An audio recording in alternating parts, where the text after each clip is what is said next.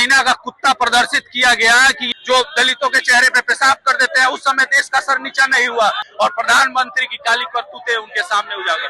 मुकदमा लगाने की तैयारी हो रही है। आप याद कीजिए 2010 में जब कॉमनवेल्थ गेम्स यूपीए सरकार में हुआ था, इस तरह का प्रोटेस्ट भाजपा के भी लोगों ने किया था, पर उनके साथ इस तरह का तानाशाही रवैया हम लोगों ने कभी कांग्रेस के लोगों ने करने का काम नहीं किया। आज देश जो है वो एक कॉम्प्रोमाइज पीएम के हाथों में है और एक तड़ी पार जो चलाने का काम कर रहा है वो देश के युवाओं पे शोषण कर रहा है। और हम भगत सिंह के फॉलोअर्स हैं और भगत सिंह ने कहा था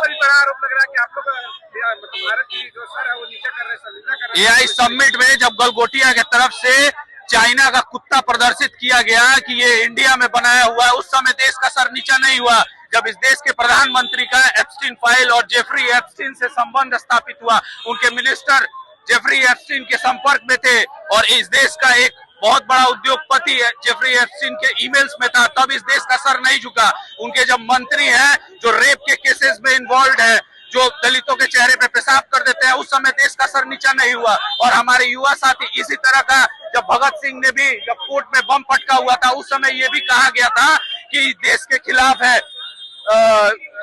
पर लोगों ने उन्हें क्रांतिकारी समझा और हम लोग उन्हीं के आइडल मानने वाले लोग हैं। और उन्होंने कहा था कि जो बहरों को सुनाने के लिए धमाके की जरूरत होती है तो हम अपने साथियों को सलाम करते हैं।